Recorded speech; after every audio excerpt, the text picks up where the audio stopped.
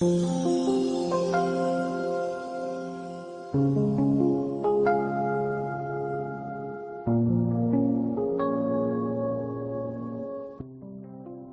காலம் 6வது வாரம் செவ்வாய்க்கிழமை. முதல் வாசகம் திருத்தூதர் பணிகள் நூலிலிருந்து வாசகம். அதிகாரம் 16, இறை வார்த்தைகள் 22 முதல் 34 முடிய. அந்நாட்களில் பிலிப்பு நகர் மக்கள் திரண்டெழுந்து பவுலையும் சீலாவையும் தாக்கினார்கள். நடுவர்கள் அவர்களுடைய மேலுடைகளை கிழித்து அவர்களை தடியால் அடிக்க ஆணையிட்டார்கள். அவர்களை நன்கு அடித்து சிறையில் தள்ளி கருத்தாய் காவல் செய்யுமாறு சிறை காவலர் ஒருவருக்கு கட்டளையிட்டார்கள். இவ்வாறு கட்டளை பெற்ற அவர் அவர்களை உட்சிறையில் தள்ளி அவர்கள் கால்களை தொழுமரத்தில் உறுதியாய் மாட்டி வைத்தார். நள்ளிரவில் பவுலும் சீலாவும் கடவுளுக்கு புகழ்பா பாடி இறைவனிடம் வேண்டினர். மற்ற கைதிகளோ இதனை கேட்டுக் கொண்டிருந்தார்கள். திடீரென ஒரு பெரிய நிலநடுக்கம் ஏற்பட்டது. சிறை கூடத்தின் அடித்தளமே அதிர்ந்தது. உடனே கதவுகள் அனைத்தும் திறந்தன. அனைவரின் விலங்குகளும் கழன்று விழுந்தன. சிறை காவலர் விழித்தெழுந்து சிறை கூடத்தின் கதவுகள் திறந்திருப்பதைக் கண்டு கைதிகள் தப்பி ஓடியிருப்பார்கள் என எண்ணி வாளை உருவி தற்கொலை செய்து கொள்ள முயன்றார். பவுல் உரத்த குரலில் அவரை கூப்பிட்டு, நீர் உமக்கு தீங்கு எதுவும் செய்து கொள்ளாதீர், நாங்கள் அனைவரும் இங்கேதான் இருக்கிறோம் என்றார்.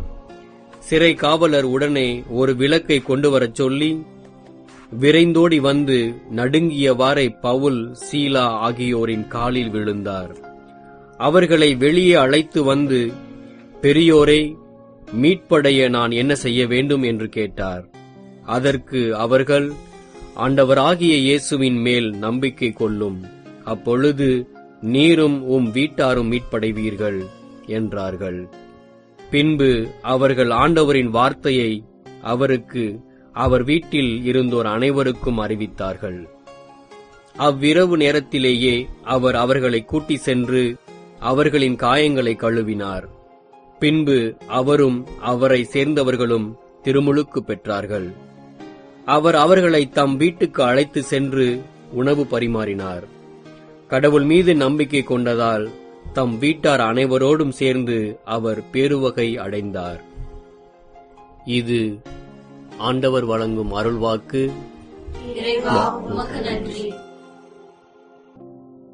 நற்செய்தி வாசகம். யோவான் எழுதிய நற்செய்தியிலிருந்து வாசகம். அதிகாரம் 16, இறை வார்த்தைகள் 5 முதல் 11 முடிய. அக்காலத்தில் இயேசு தம் சீடரை நோக்கி கூறியது, இப்போது என்னை அனுப்பியவரிடம் போகிறேன்.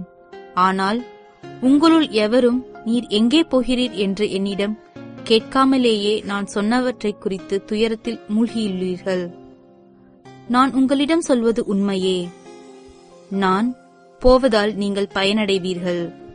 நான் போகாவிட்டால் துணையாளர் உங்களிடம் வரமாட்டார். நான் போனால் அவரை உங்களிடம் அனுப்புவேன். அவர் வந்து பாவம், நீதி, தீர்ப்பு ஆகியவை பற்றி உலகினர் கொண்டுள்ள கருத்துக்கள் தவறானவை என எடுத்துக் காட்டுவார். பாவம் பற்றிய அவர்கள் கருத்து தவறானது, ஏனெனில் என்னிடம் அவர்கள் நம்பிக்கை கொள்ளவில்லை. நீதி பற்றிய அவர்கள் கருத்து தவறானது, ஏனெனில் நான் தந்தையிடம் செல்கிறேன், நீங்களும் இனி என்னை காண மாட்டீர்கள். தீர்ப்பு பற்றி அவர்களது கருத்து தவறானது, ஏனெனில் இவ்வுலகின் தலைவன் தண்டனை பெற்றுவிட்டான். இது கிறிஸ்து வழங்கும் நற்செய்தி. கிறிஸ்துவே, உமக்கு புகழ்.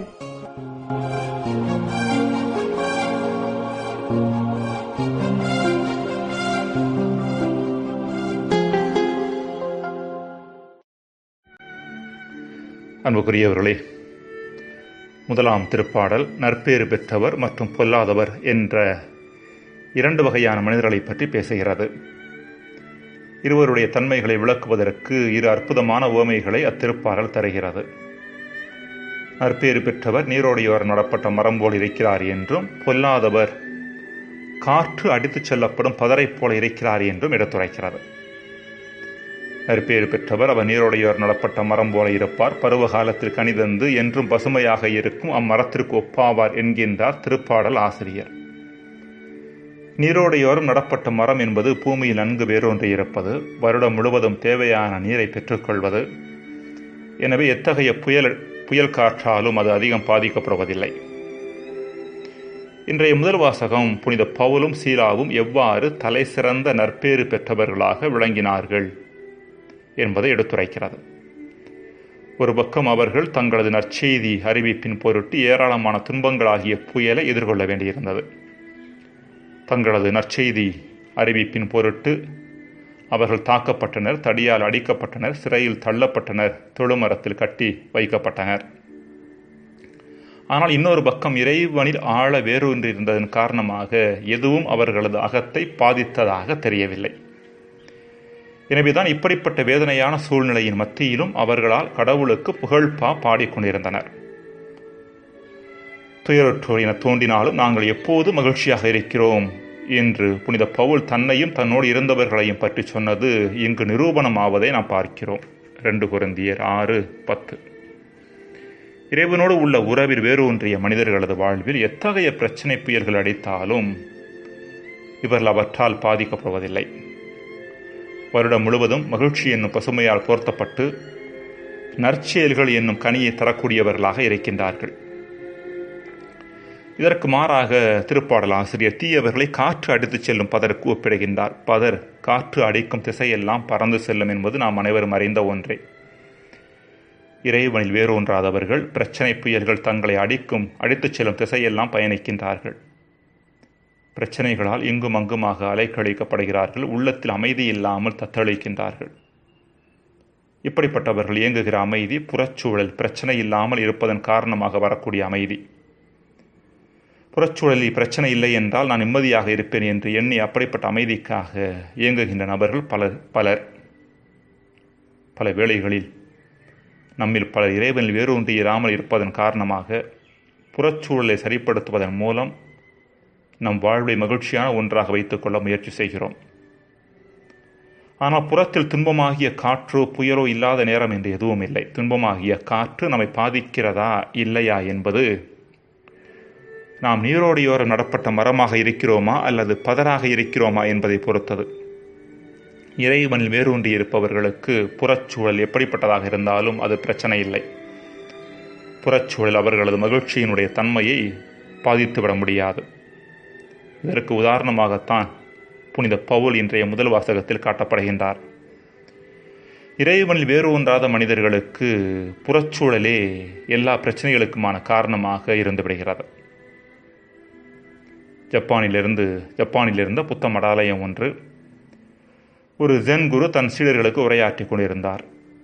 அப்போது நிலநடுக்கத்தால் அவர்கள் இருந்த மடாலய கட்டிடம் லேசாக அதிர ஆரம்பித்தது. சீடர்கள் உயிரை காப்பாற்றிக் கொள்ள கட்டிடத்திற்கு வெளியே ஓடினர். குருவோ கண்களை மூடி அங்கே இருந்து விட்டார். சிறிது நேரத்தில் நிலநடுக்கம் நின்றுவிட சீடர்கள் கட்டிடத்திற்கு உள்ளே வந்தனர். ஒரு சீடன் குருவிடம், குருவே, உங்களுக்கு உயிர் பயம் இல்லையா? ஏன் எங்களோடு ஓடி வரவில்லை என்று கேட்க, குரு, நானும் தானப்பா ஓடினேன். நீங்கள் உள்ளிருந்து வெளியே ஓடினீர்கள், நானோ வெளியிலிருந்து உள்ளே ஓடினேன் என்றாராம். அவர் என்ன சொல்ல வருகிறார் என்பதை புரிந்து கொள்ள முடியாமல் சீடர்கள் விழித்தனர்.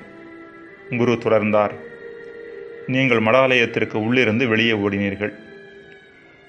நானோ உங்களோடு பேசிக் கொண்டிருந்ததன் காரணமாக புறத்தில் கவனம் கொண்டிருந்தேன். நிலம் அதிர ஆரம்பித்தவுடன் கண்களை மூடி எனக்கு உள்ளே தியானத்தின் மூலம் சென்றேன் என்றாராம்.